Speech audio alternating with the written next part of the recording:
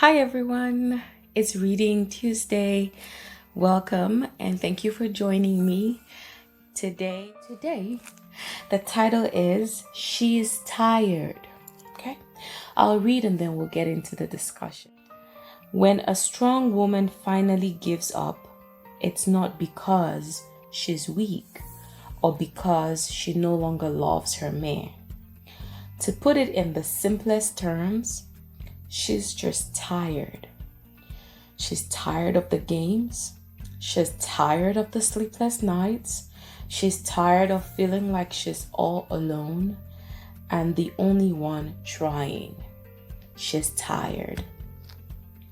Some might say that a woman is weak for giving up on a relationship, but I disagree.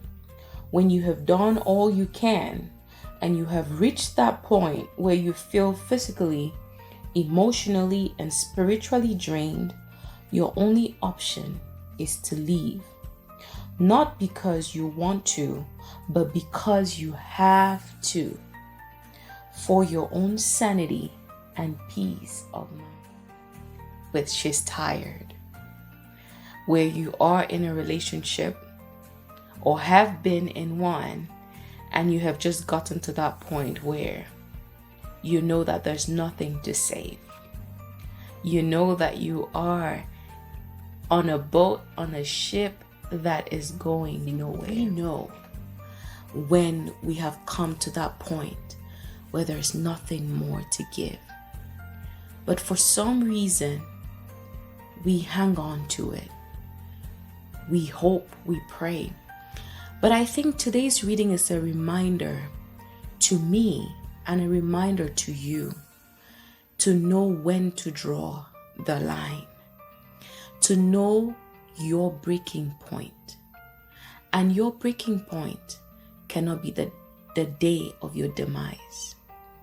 Some people stay in relationships and stay in situations even to the point where it would cost them their very life. There is a breaking point irrespective of what society says. From the words of the author, this woman would be giving up when she has given everything and where she feels emotionally, psychologically, physically drained. It is important to know when to stop giving. It's important to know when to stop hoping, when to stop praying. I like to tell my stories and reference Bible stories where we can learn and see that some things that happen to you are not just off the blue. You can learn from a story.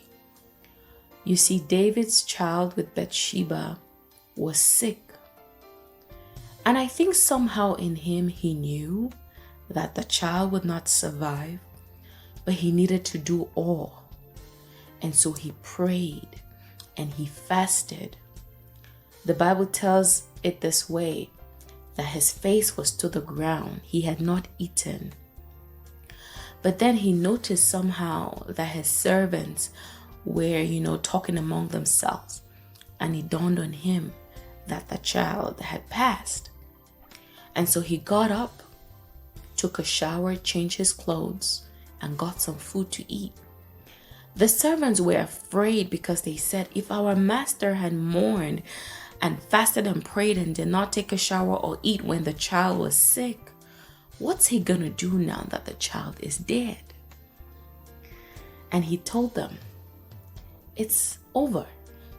I'm paraphrasing. He was like, well, the child is dead. There's nothing more I can do. And he got up and his life kept going.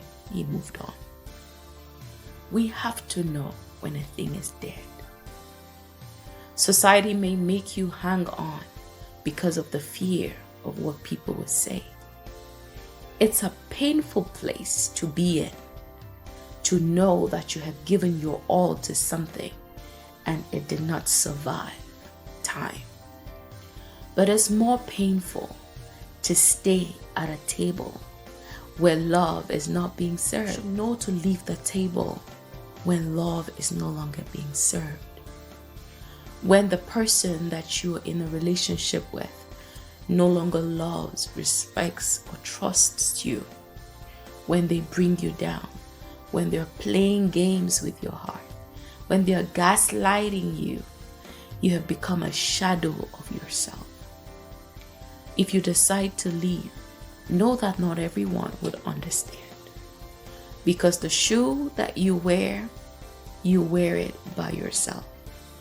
But one thing I would tell you, that just because the person you are with does not recognize your value, does not mean that you are not valuable. And just because they have decided to mistreat you and maltreat you, does not mean that everybody else will do the same. And lastly, I will say your sanity and your peace is all that you have. Without sanity, without peace, what sort of person are you? A monster? A psychopath? A paranoid person? Is it worth it? Do you constantly look at the next woman by you as a threat? You are pitching yourself against everybody else because you are in a relationship with someone who does not cherish you. These words today are not entirely mine. We read from Reflections of a Man. This is a man reading and telling you that a strong woman knows when to exit. I love the saying that you exit the stage when the applause is loudest. Let your breaking point not be your day of demise. You are worth more, and you believing in your worth shows in the decisions that you take to stay in particular places. This has been a wonderful Reading Tuesday sharing, and I'm here to talk to a people or two who are struggling with leaving the table where love is no longer being served. I'm always excited to be on here, and until the next Tuesday, this has been Excel.